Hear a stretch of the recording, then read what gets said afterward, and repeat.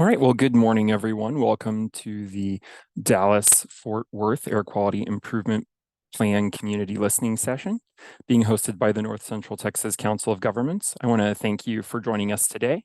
My name is Kyle Roy, and I work in public involvement and communications for the Council of Governments. That's COG for short. So you'll hear us use COG and Council of Governments interchangeably on the call here. And I'd like to just ask everyone to please enter your name and any organizational affiliation that you have in the chat so we can just see who all is joining us today. Before we get started here, I do want to go through what you can expect from us in today's session. First, we'll start by introducing the Council of Governments. We'll have Taylor Benjamin, my colleague on the public involvement team, present. And then after that, we'll provide a quick review of air quality basics for the North Texas region. Our presenter will be Savannah Nance on our air quality team. And Savannah will then speak more specifically about this particular project, the DFW Air Quality Improvement Plan, which is being funded by an EPA grant. Then after our presenters, we will have a time for community feedback, the listening session portion of today's call. And then we're also going to pause at a few points during our presentations to answer some brief polling questions, just to get a bit more information from everyone here. And we want to make sure before we do that, that everyone's comfortable using the polling functionality on Zoom. So we're going to start with just a quick fun question here. So you should see that pop up on your screen in a minute. And Savannah, I'm not sure if, there it is. Okay. So the question is, what is your favorite Thanksgiving food? And there are a couple of options: stuffing, turkey, pie, mashed potatoes, other, and then I don't like Thanksgiving food. And we'll just give it a couple more seconds here.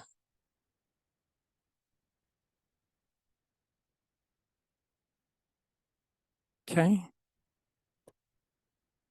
And I think we want to go ahead and wrap up the poll. All right, and you can see that it looks like we had a three-way tie for pie, mashed potatoes, and other. So pie and mashed potatoes, great Thanksgiving sides.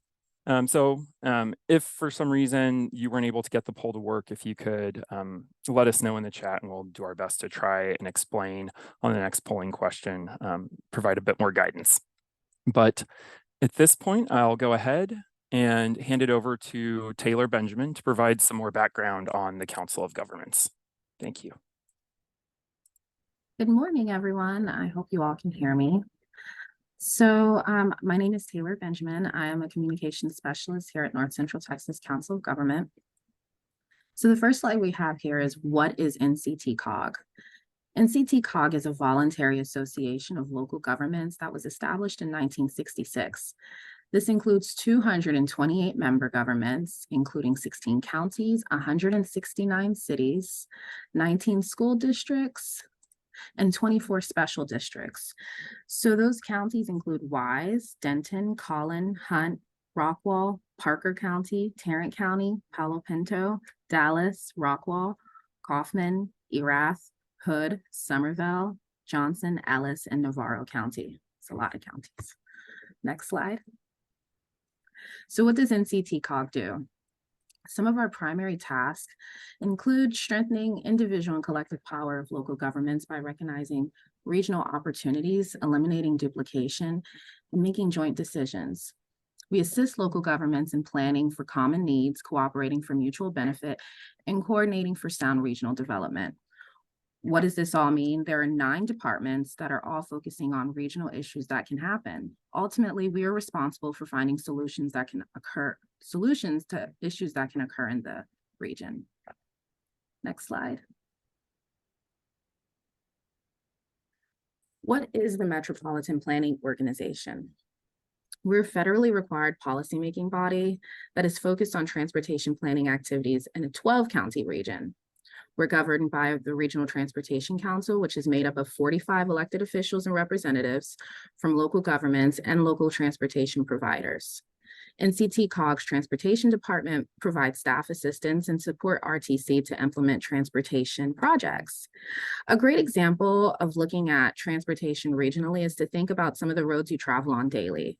When you leave Dallas and go to Grand Prairie, the road doesn't stop, it continues. So our role is to help create efficiency and continuity throughout the region and to look at challenges that can occur. Next slide. So what does an MPO do? We help coordinate transportation planning among local governments. We work with state and local governments to develop recommendations for transportation as a system, not just individual projects. We help guide the development of multimodal transportation plans and programs. We help determine the allocation of federal, state, and regional transportation funds. We help with the selection of transportation projects or recommendations for state funding. We coordinate with different partners. Those include TxDOT, the federal government, NTTA, North Texas Toll Authority, and transit agencies throughout the region. This ensures that metropolitan area complies with state and federal laws and regulations on transportation and air quality. And for the purpose of today's discussion, we're focusing on air quality issues in the region. Transportation is one of the main sources of air quality issues. And with that, I'm going to hand it over to Savannah Nance to further discuss air quality and the plan we're here for.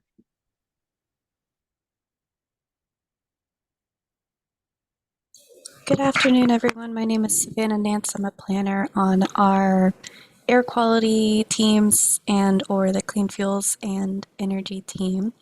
I'm going to give a really quick overview of just some general information about air quality and then information on how we are hoping to address some of the issues that we are seeing in our region. Next slide. So air pollution, and this is a very high level explanation of what we are concerned about and what are the differences between them. So on the left side, we have what we kind of call our local air pollutants, and those are our criteria pollutants. Criteria pollutants are pollutants that the EPA has identified as harmful to human health at the local level. So that's going to be your ozone, your lead, your carbon monoxide, nitrogen oxides, particulate matter, and sulfur dioxide. Many of us have probably heard of lead, of course. That's something that the EPA has been combating a long time.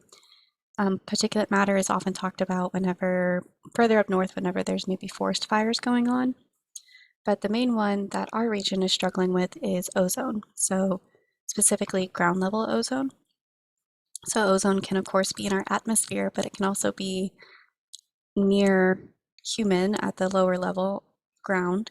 And whenever ground level ozone is present, it does cause some health issues, which we'll touch on later. And there are 10 counties in our region that do not meet the standard for ground level ozone, meaning there is more ground level ozone in the region than is safe for human health. We do have two other criteria pollutants that are locally potentially an issue or something that we're looking at.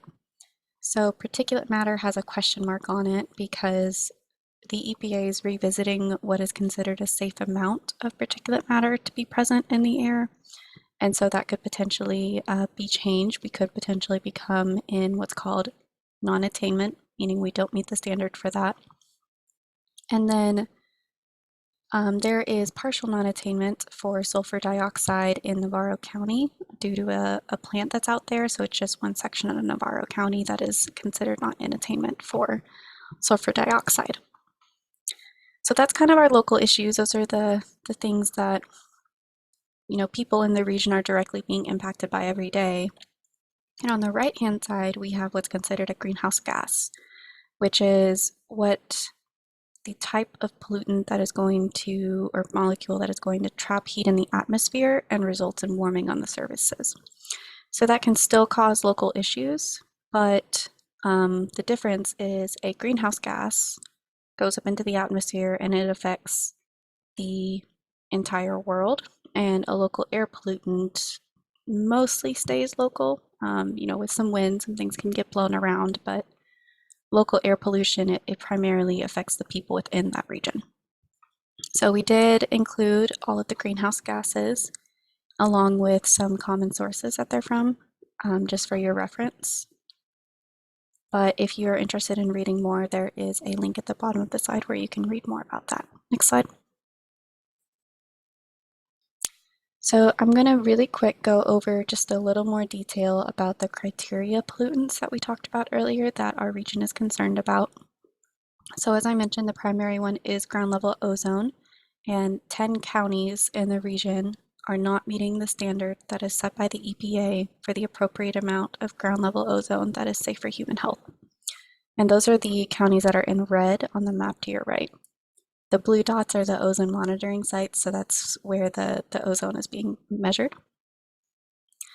And the ground level ozone is formed by precursors, what's called a precursor, which is oxides of nitrogen and volatile organic compounds combining in the presence of heat to create ground level ozone. So we have a lot of heat in the region. It gets pretty hot here. And that is part of the reason why during the summer, whenever it's hot, if you're signed up for ozone alerts, you get more exceedances. You get more, hey, can you work from home today? Don't go outside. It's not safe to be outside today. It's because of that heat that there's more ground level ozone being created. So our team works very hard to reduce those oxides of nitrogen and the volatile organic compounds, because if those aren't present, then whenever it's hot in the summer, then it won't form ground level ozone. So our team specifically is very focused on oxides of nitrogen, or NOx, and you'll see that a little bit later because we have a lot of that produced in our region, and a lot of that does come from transportation. And then we do have some health impacts of ground level ozone. As we're going through the criteria pollutants, you'll see that many criteria pollutants have similar effects, especially respiratory impacts, and can lead to things like childhood asthma, lung diseases, and then also coughing and sore throat. So if you ever noticed on a hot day during the summer where the air quality isn't great, if you're coughing a little more or you're having trouble breathing, it could potentially be because of the ozone levels. So next slide.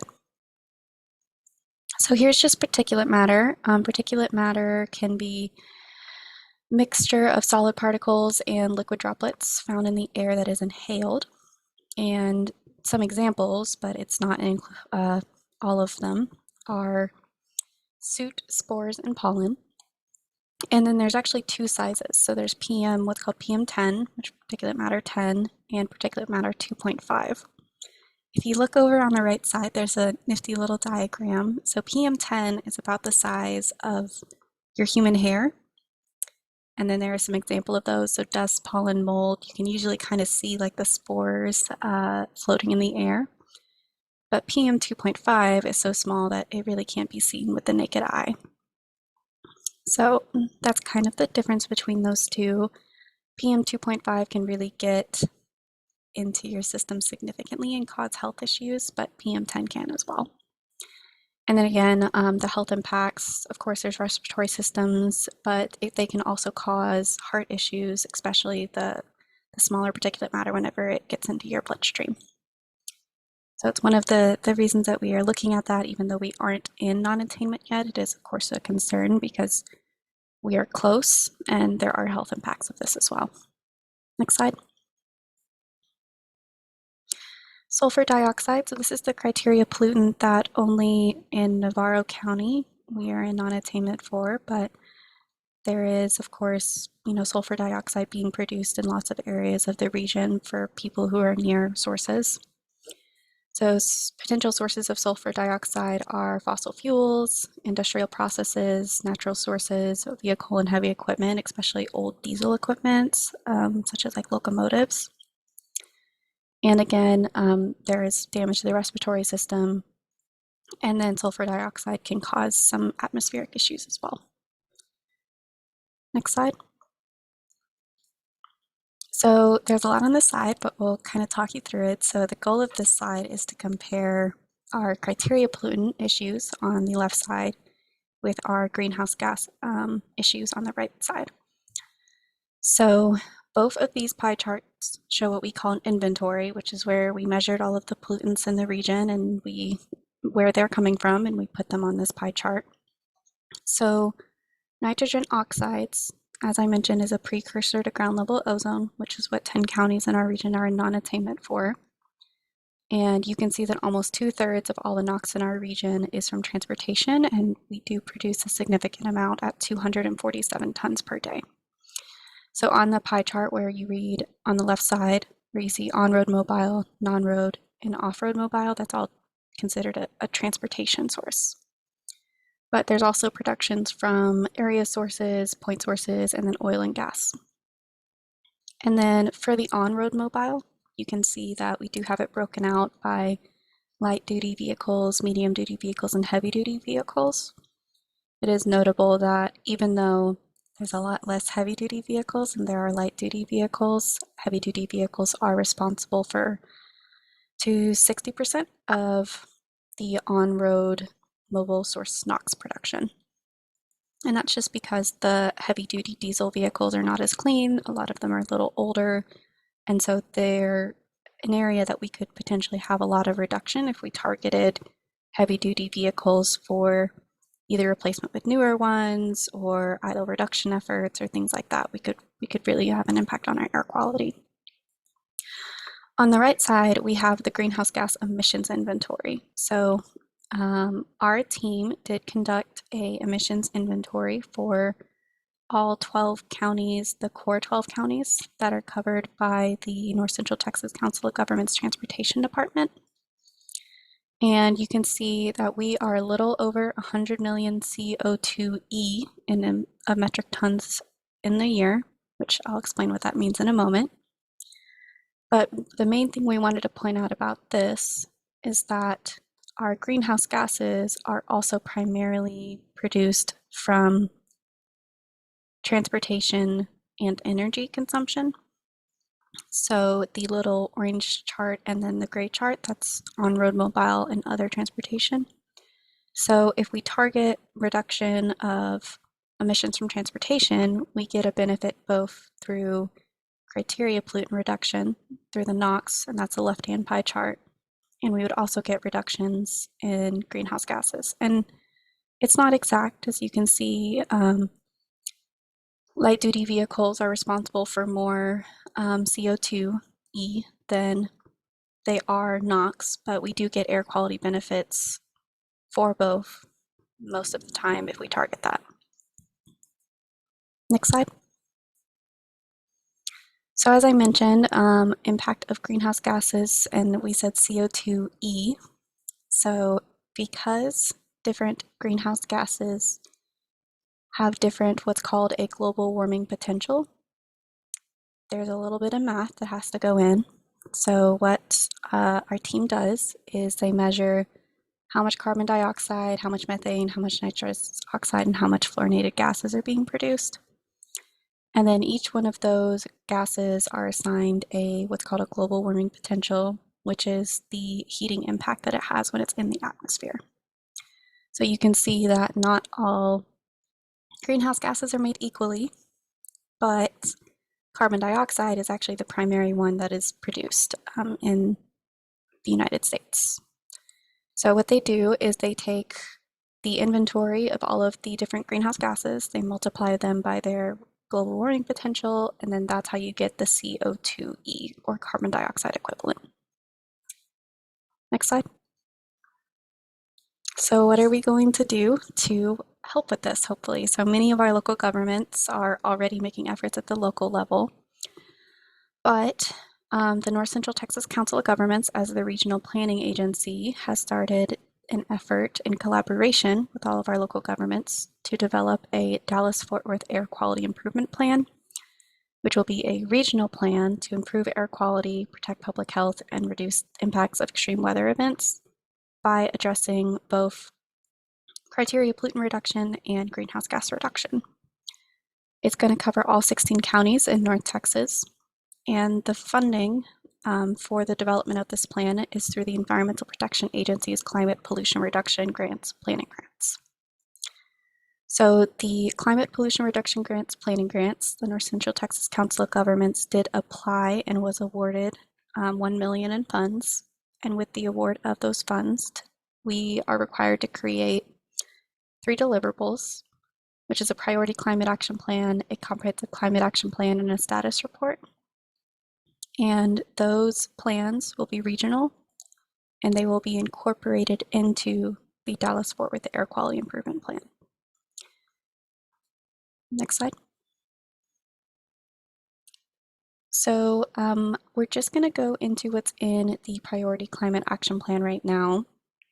So that is the first deliverable that we're required to make under the EPA's climate pollution reduction grants, and we intend for this to really be the stepping stone and like the first iteration of the Dallas-Fort Worth Air Quality Improvement Plan. So we'll just be adding to that, but this is what the initial plan that we developed will have, and it's going to have a greenhouse gas emissions inventory for all 16 counties.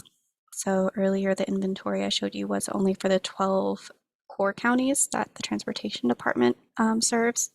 So we're extending that to all 16 counties that the North Central Texas Council of Government serves.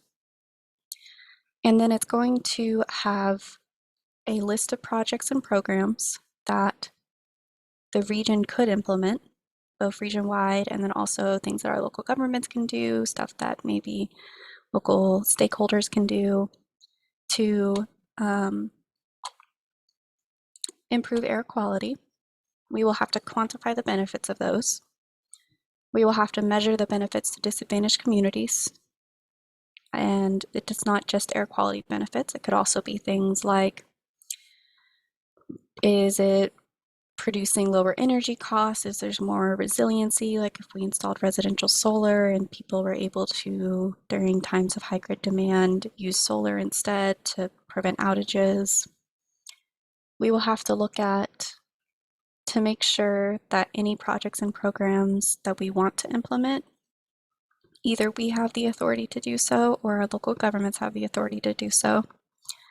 And we will have to figure out how we are going to implement the projects. So we'll have to see what funding we need, where can we get that funding. Next slide. What's exciting is that also through the climate pollution reduction grants is funding to actually implement the plan that we develop. So the first deliverable, the Priority Climate Action Plan, is due next spring, March 1st, 2024. And we are working very hard on developing that. And that's one of the reasons we wanted to meet with you all today, is to get some initial feedback on things that could be included in that or projects and programs that you would like to see prioritized. But once we turn that in March, we will then turn around and submit an application for the implementation grants. So there is $4.6 billion available nationwide to ask for funding to implement these plans that are developed. And applications are due April 1st, 2024. The maximum you can ask for in an application is $500 million. So we could potentially ask for up to $500 million for the Dallas-Fort Worth region to implement all of these projects and programs that both stakeholders and our local governments and we want to implement. It will likely be one application for the entire region, just because the EPA really wants group applications. So they want regional plans, and then they also want a regional implementation of that plan. Next slide. So you may wonder, what kind of things are we thinking about including in the plan and then possibly going to get funding for? And the answer is anything is eligible that really improves air quality. And that can cover a large number of things. So these are just some example measures, but there is a list of, I think, over 70 measures online that I can put in the chat that are potential measures that can improve air quality. But for the transportation, there could be incentives for electric or zero emission vehicle adoption or other low emitting vehicles. There could be programs to reduce emissions at port or freight terminals. There could be efforts to make it easier to ride a bike or take transit or walk in communities. So that could be maybe adding bike lane, subsidizing the cost of public transit, adding more microtransit, improving bike lanes with more shade because it gets hot in Texas, so maybe some trees would be helpful. Next slide. There could be efforts in the agriculture sector, so increasing tree cover, expanding urban forest, deploying urban heat island mitigation strategies, etc. Next slide. So for energy, as you saw, energy is a significant contributor to our greenhouse gases, so we could conduct energy audits for residents. We could incentivize residential solar projects, implement group energy switch and purchase programs, incentivize construction of new net zero energy homes. So that's more of on the commercial and residential side, but there could also be incentives for or projects to reduce emissions from industrial facilities. So that could be energy efficiency retrofits, incentives for reduction in pollutants from industrial processes, and so on. Next slide. And then finally, this is the last example slide, water and wastewater and solid waste. There's many things we could do, but for water and wastewater, there could be things like increasing water reuse practices, so making it so maybe you can collect water easier for using to water a lawn, implementing nature-based solutions to help with stormwater, providing rebates for residents to install smart water meters, installing smart manhole covers to notify whenever there's been maybe a blockage. And then for solid waste, it could be things such as composting, education on how to better recycle or things like that. And then implementing methane reduction projects. So that's implementing methane capturing at like landfills, which helps with smell. That methane can be converted into fuels. There's lots of benefits to doing that. So this is just the first of many public input opportunities. There will be some open houses in person in the region over the next couple of months that we encourage you all to attend if you're able to. There is an online input opportunity through in January 8th, and then there's going to be a government and public survey. The government survey is open now, and that government survey is actually for anyone interested in implementing. So if there are any nonprofits on the line who might want to participate in that, I would encourage you to do so. And then if you go to our website, there should be a link later on. You can sign up for email updates on the project as well. The public survey hasn't been launched yet, but it should be launched later this week, and that's more focused on what are you concerned about rather than what are you interested in implementing. Next slide. Okay, so we're at the feedback section, but before we get into this, we did want to run a couple of polls. The first poll was asking what county do you live in, and then what county do you work in, so we can kind of get an understanding of where all you guys are representing today.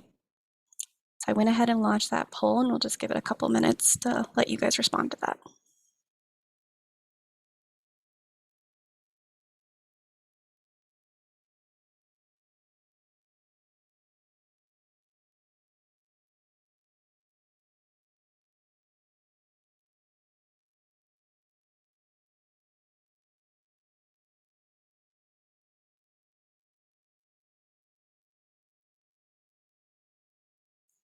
I'm going to leave it open for about 30 more seconds.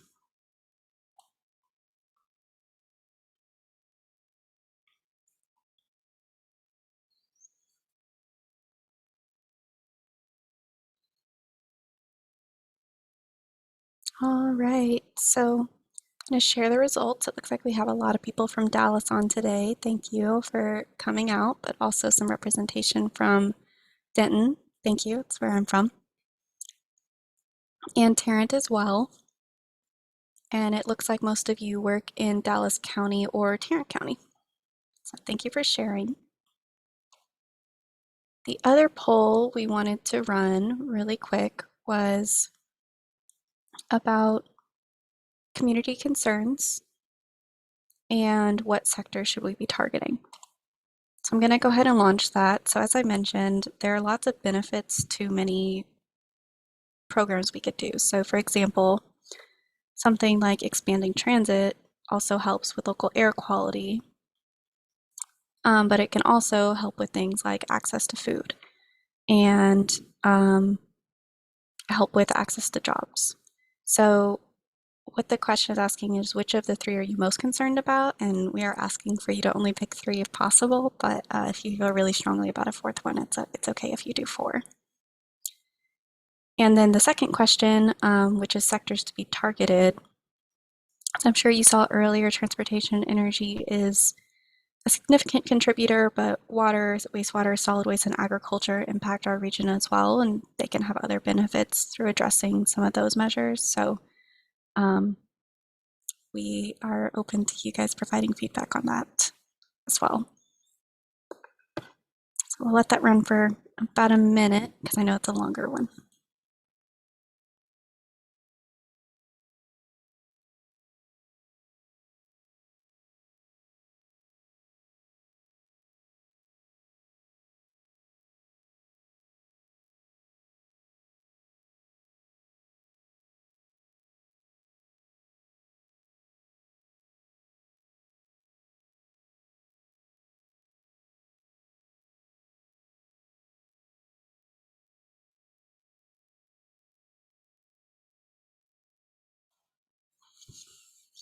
All right, I'm going to close it in about 20 seconds. So if you haven't gotten your answer in, please do so.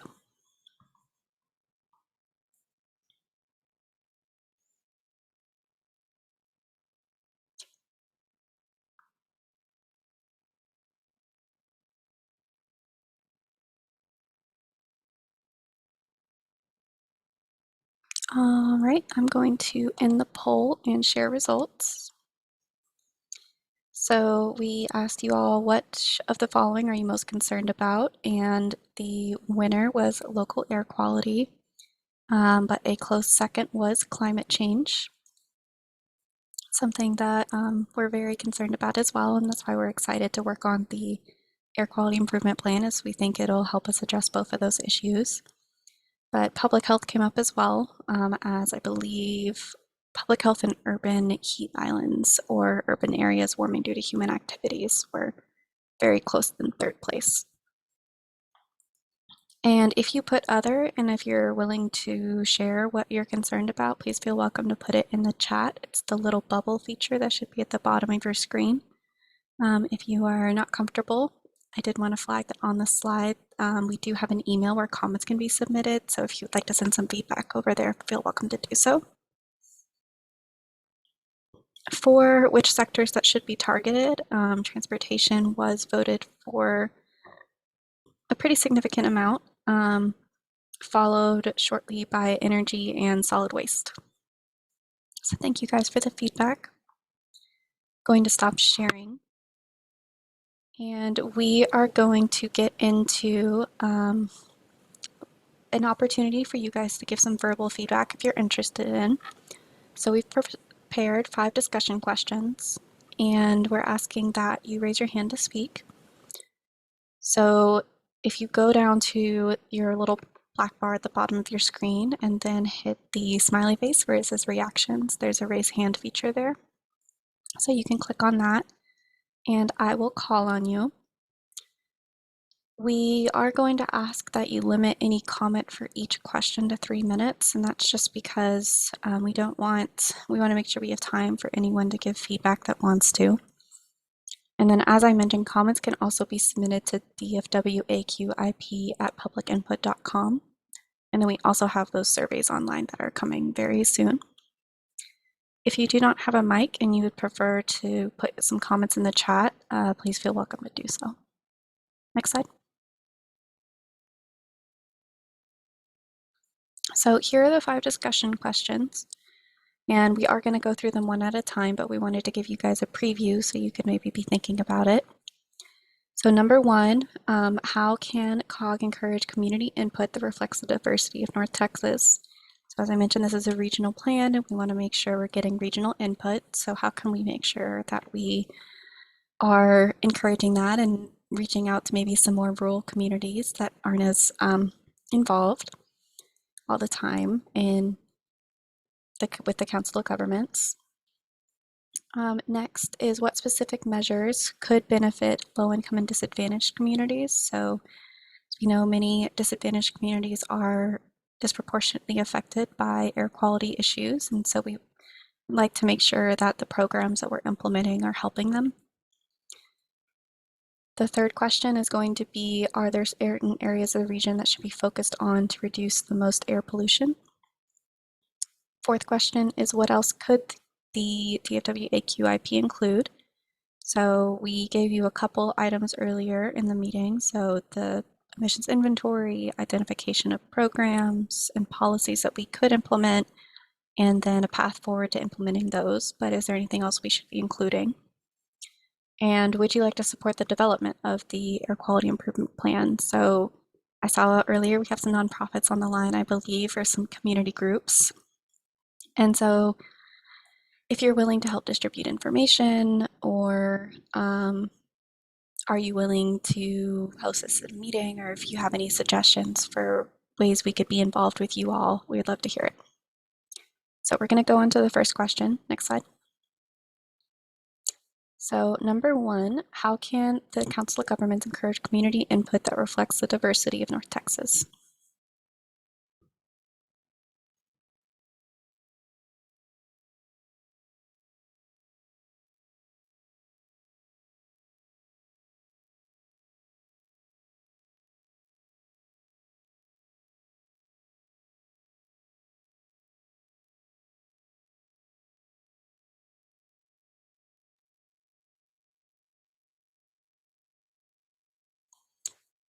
I see a hand raised from Jasleen, I believe. I'm sorry, I hope I said your name right. Jasleen, if you are able to unmute yourself, please do and go ahead and provide your feedback. And we are going to have a timer, but it's not a hard stop. If you need to go a little over, that's fine. We just want to make sure everyone has time to speak.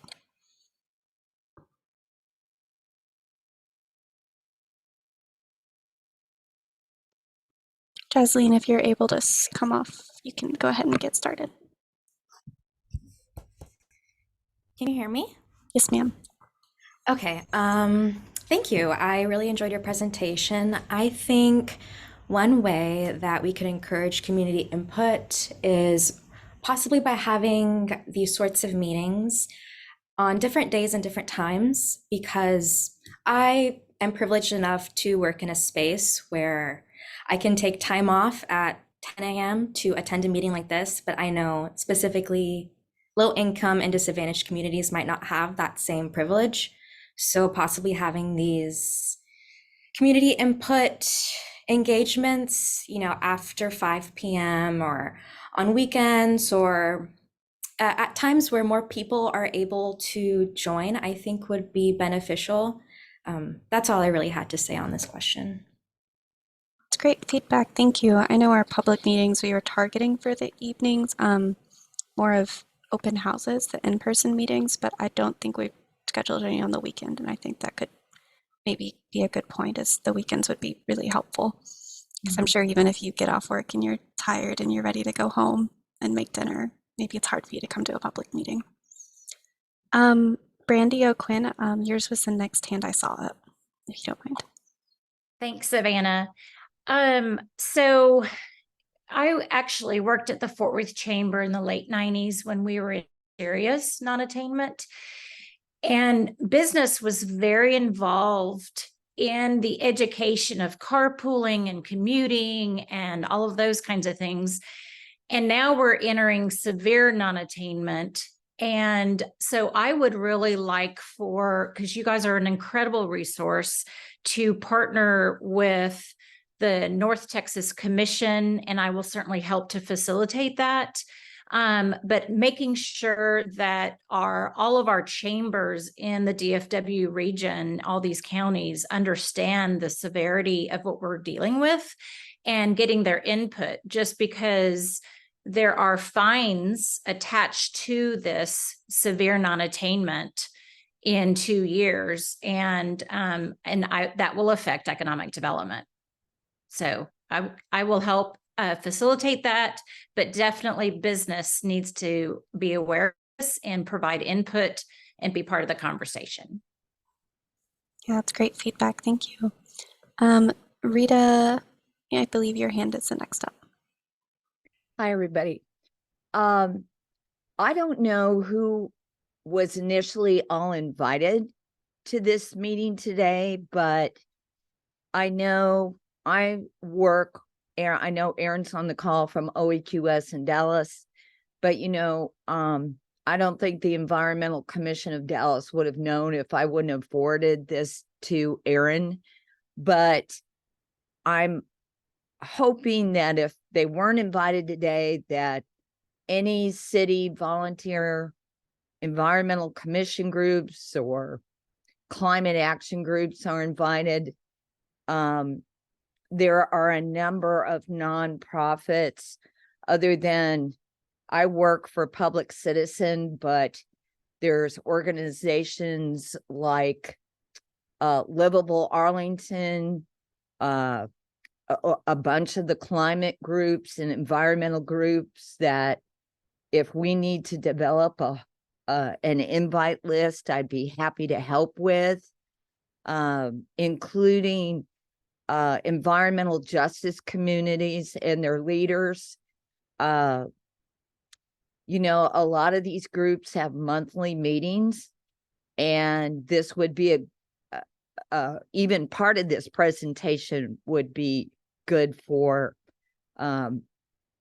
some of those groups that have monthly Zoom calls to have. And just want to say I'd be more than willing to help with that since I've worked in Dallas for over 25 years. And just want to make sure that some of the cities that have climate groups are working on that. And if RISE is still around at COG, that it's being facilitated through that as well. Thank you. Yes, ma'am. Great feedback. Thank you. I'm not sure if you saw Sue's comment in the chat, but we are hoping to take this to the Dallas Environmental Commission on 12/13. But this is really our first, the North Central Texas Council of Governments. This is one of our first meetings with what we're calling our enhanced community engagement. So reaching out through nonprofits and kind of community-based organizations such as yourselves. And if you have recommendations for other people we can add to the invite list, I'm sure we'd be happy to take them. And this will likely be the first of many meetings we have with our communities. And so I would go ahead and just email those to Kyle Roy. I believe we put his name in the chat. But yeah, if you have recommendations or introductions, we'd love to get as much feedback as possible. Any other comments on this slide? And if not, we can go to the next one.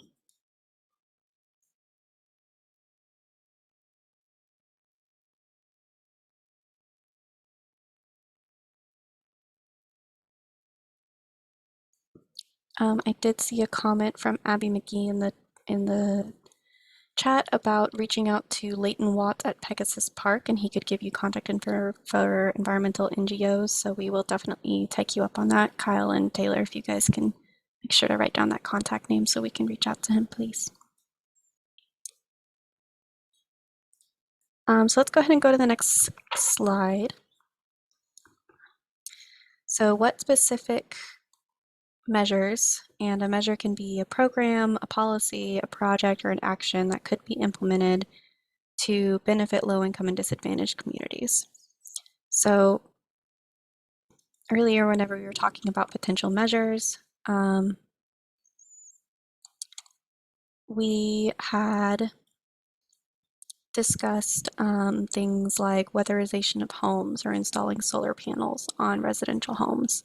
So those are things like that that we could do that improve air quality, but could also benefit disadvantaged communities. But if anyone has specific recommendations or thoughts, we are happy to take those and consider them for our development of our plan.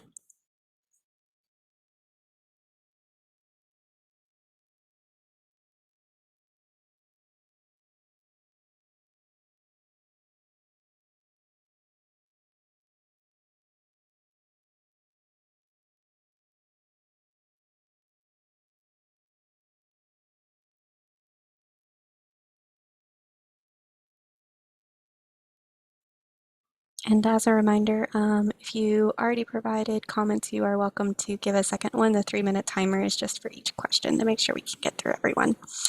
Rita, thank you. Well, please go ahead and unmute yourself and provide feedback. I'm going to throw out some recommendations. The problem is due to TCEQ and legislation passed at the legislature, etc. I don't know if it's achievable. But for instance, this is something Dallas attempted or is attempting to do something about. And I'm sure COG is familiar that we have a lot of concrete batch plants operating in low-income areas. If we can figure out anything that can be done about concrete batch plants, I don't know. I can't give you the specifics just because of things that happened this last session. That would be one idea. I will tell you that there is increasing concern among citizens in Arlington about the number of drilling permits, increasing the amount of methane, etc., that the city of Arlington's having to deal with. And again, I realize this is a TCEQ issue, but I'm not exactly sure some cities are aware of all the impacts to human health and greenhouse gas emissions that those drilling permits are doing to their own communities. Another thing that I have a question on is I really would like to get the EV infrastructure going in all these cities. And again, there's a question hanging there, and that is, as you all know, the legislature created a committee under Senator Schwartner about EV infrastructure in the state. And one question I was going to ask today, if anyone has any idea how that committee is going or what that may impact the direction you all may come up with as far as EV infrastructure, other than that along the freeways that are going to happen in the state. So just throwing that out there for discussion. Yeah, that's great feedback. Thank you. One thing that is not in my presentation that probably should have been is that the Texas Commission on Environmental Quality is also received a grant from the Climate Pollution Reduction Grants. And I can put a link to their website in the chat. And so they will be doing something very similar, and we have been in discussions with them, and we've been frank that there are some things that our local governments can't do that the region needs to be done. And so if there's anything that you believe could be done at a state level, we're happy to just, relay that back to the Texas Commission on Environmental Quality. But also they will be doing community engagement as well. So I'm sure they would be happy to take that feedback. I'm gonna put their link to their program in the chat.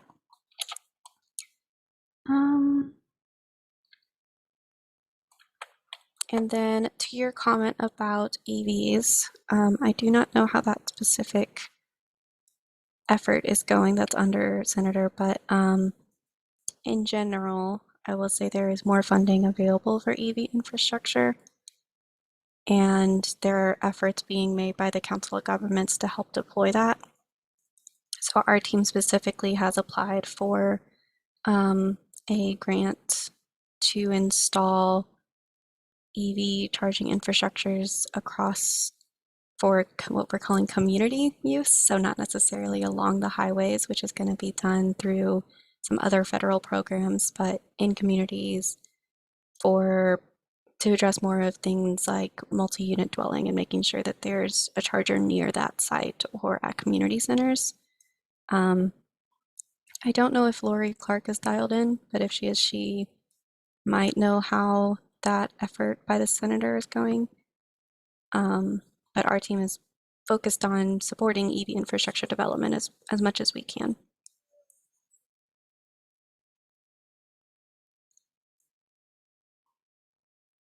thinking Lori Clark is not on the line, so we can get back to you if she has any thoughts on the how that committee is going. Any other questions, suggestions on specific programs or policies that could be implemented to benefit low-income and disadvantaged communities?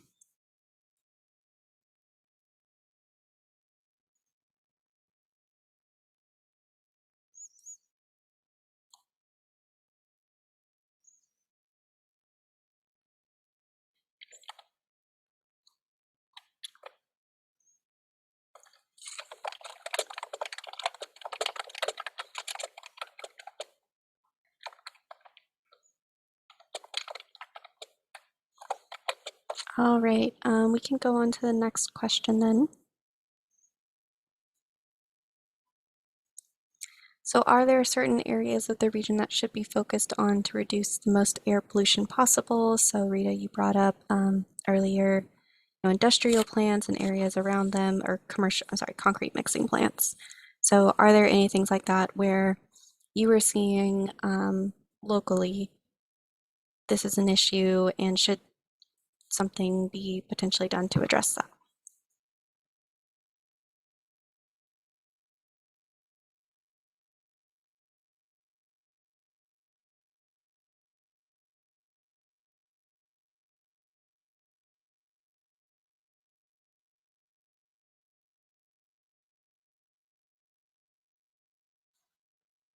Rita, you have the floor. Sorry, guys, I keep chiming in here, but one question I have, Dallas has been working on a land use plan, Forward Dallas and other things. I think all of us that have worked on air realize that we keep piling on industrial permits in disadvantaged communities because they're the path of least resistance for industry. We're dealing with a shingles plant right now in West Dallas that wants to delay leaving on their federal Title V permit till 2027. And we seriously need, and I have no idea what's going on with other cities, but we have to address land use, that we don't keep allowing these industrial facilities to be in communities just because it's the easiest path for them to site themselves. That would be one big thing, that if cities are involved in land use, that needs to be addressed and put out front. Thanks.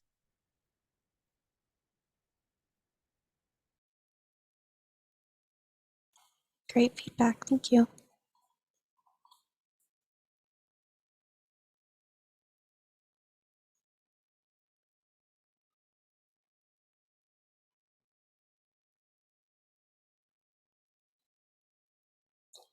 Any other feedback on this question? And like I said, if you're not able to unmute yourself, you are welcome to also write comments in the chat or email us at the DFW AQIP publicinput.com.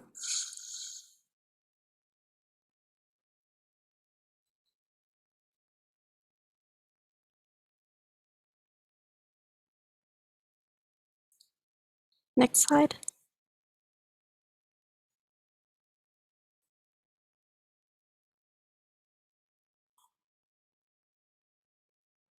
So are there any recommendations for other things that the air quality improvement plan could include? So we're working on it now, we're doing analysis. Is there some kind of specific analysis or community feedback that you would like to see incorporated into the plan? We just want to make sure we get some feedback on other things we can include beyond what the EPA is requiring us to do, which is what was outlined earlier.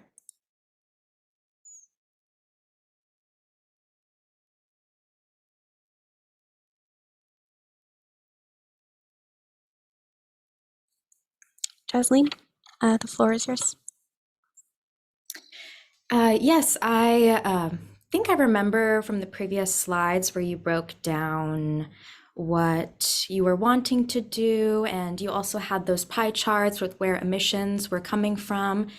And obviously, I used to work at the TCEQ air permits department, so I understand like you can't really alter point area and volume sources. Like that requires a federal decision, and that's not within the realm of possibility here. But it seemed like there were like on-road and off-road sources that were still larger pieces of the pie. And I was wondering if you guys could look into possibly seeing, you know, what kind of emissions are coming from diesel-powered lawn maintenance equipment, or because I mean, there are so many homes in the DFW area, so many lawns, people in all income brackets mow their lawns, and I'm sure very few people have electric lawn equipment. And that could be like an easy grab for lowering ozone. And then another one would be, obviously the DFW area is growing. We have so many construction projects happening across the Metroplex. I mean, on my campus it's happening, around my home it's happening, and I'm not very aware of what sort of energy these construction companies are using, but some research into, are they using clean energy? Can we have policies that mandate X% of the energy be clean if they're creating a new project in the DFW area? I think these would be interesting to look into to see exactly what sort of greenhouse gas emissions are coming, and if there's a way to regulate these private entities, and then also providing incentives for the residents to make small adjustments in activities that they are already doing and will continue to do. Those would be things I would like to be included or at least looked into. Yeah, thank you for that feedback. And I forgot to mention earlier, thank you for taking time off work to be here. We really appreciate it. Yeah, I think lawn equipment is a great idea. It is something that we are looking at just because actually on-road vehicles, meaning kind of the vehicles that, you know, we drive, are actually more heavily regulated than maybe things like electric equipment, lawn equipment and construction equipment, especially for engines that are under 25 miles per hour. So there was recently a study put out by Environment Texas that actually talked a lot about lawn equipment and the impacts on air quality they have. But we can definitely look into that a little more and see if there's an opportunity for a good amount of reduction through doing things like you said, like incentivizing maybe the turnover of some diesel and gasoline lawn equipment with electric. Randy, I saw your hand go up. Yes, so there are two things, and I know that you guys are working in some of these categories, but one is, and I want to call them out, is food trucks. I was at a wine bar and they had a food truck parked right outside, and they, you know, helping them to convert to electric, and then encouraging businesses that contract with food trucks to have a conduit so they can plug in would be great, because they sit idling basically with their diesel generators for hours on end. And then to that point is, I know Austin passed a anti-idling ordinance. I know that we're somewhat limited on what communities, municipalities can prohibit through mandates and regulations, but it's certainly through education, possibly, because now a lot of your gas cars, whether it's cold or hot outside, you can start your car and have it with the AC going before you get in it, or the heater in the winter, and which is just polluting even more. So an anti-idling campaign would be beneficial as well. Great, thanks. Great feedback. All right, Rita? I'm just going to follow up on what Jasleen said about the lawn equipment, and Susan Alvarez, I know more than knows all about lawn equipment after working for Dallas.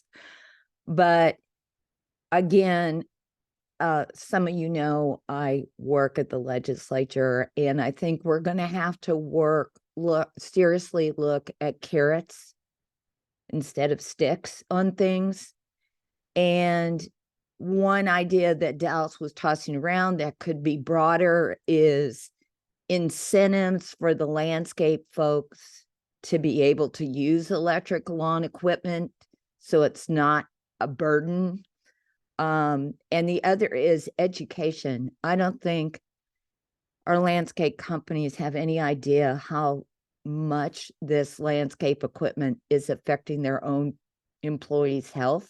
So it could be coupled with that as well. And so I think on some of these programs where we already know there's incentives for cities to get electric charging, electric vehicles, and maybe put in infrastructure, just wherever we can do carrots instead of sticks with the education component to incentivize industries who may not understand the why, that we maybe implement that. Thank you. Thank you. That's great feedback. So one of the things that we do have to look at in our plan is the authority to implement. And to your point, there are things that local governments aren't allowed to implement right now. And so that might be, if something comes up that's an issue that we don't necessarily have the authority to implement, our local governments can't, that might be when we have to switch to doing, to your point about a carrot. So that's a great reminder. As we're looking at some of these things that we may have to do a pivot to carrots. Kyle, can we go to the next question, please?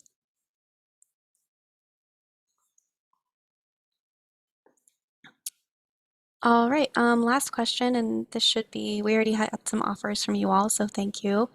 And some of you I know we've already had initial conversations with, but would you like to support the development of the DFW AQIP? And if so, in what areas? Some of you offered contacts. We would love to have those.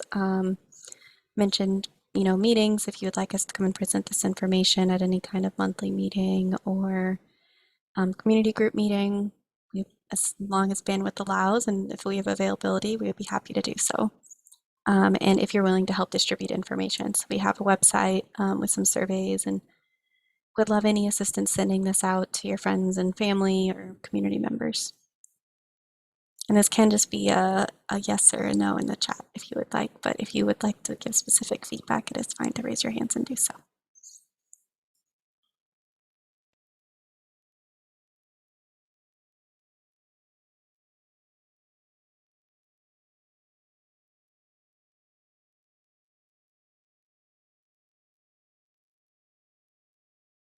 Rita, go ahead. Oh, well, I'm typing in the chat, but a bunch of y'all at COG already know me. So I'm willing to get on the line with any of you and just send you a list, or you can send me yours and I will add to it. Thanks. Yeah, thank you. Just feel welcome to just send whatever you have, and we'll do the filtering, and that way you don't have to spend your time cross-referencing. We can do that. All right, we're kind of running up on time, I believe. Abby, thank you for yes to question B, to share community surveys. Great. So actually, Kyle, if you want to go ahead and move to the next 2 slides, please. I think it's 2 forward. So thank you all for spending an hour with us. We know we're a little bit over on time. We want to be respectful. Kyle, could you move your timer down so they can get the QR code? Thank you. So we do have a website, and if you scan the QR code that's on the screen, that will actually take you to our website where you can, if you're interested in implementing, there is a survey you can take. So if you're saying my nonprofit wants to work with the Council of Governments to, build more solar at locations, feel welcome to do so. But there's also going to be a community survey added soon. We will send this slide deck as a follow-up to all of you, and then we will also include a flyer that we have, a little one-pager about the program. So if you're interested in distributing that to anyone or posting on social media, we would love your assistance with it. Rita, I see your hand is still up. Did you have another comment or question, or did you just accidentally leave it up? Okay, you just left it up, that's fine. But if there are no other comments, we will happily let you all go to lunch. Thank you for joining us. And then I did want to add that on the website, there's also a sign up for email updates, and I encourage you all to sign up for that if you're interested in staying up to date on the development of this plan.